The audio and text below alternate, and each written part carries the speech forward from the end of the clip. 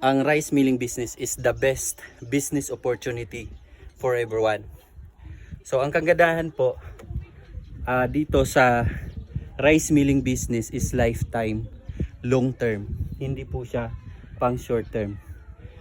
Yung iba nga kadalasan po sa mga rice milling business owner, kapag tumanda na sila, hindi na nila kaya mag-manage ng rice milling business nila, ay pinapamana nila ito sa kanilang mga anak at sa mga apo. So talagang napakagandang business opportunity ang rice milling. So in terms of rice mill machine naman po, we need to be practical sa pagpili po ng rice mill machine. Dapat good quality, durability, and also yung high reviews or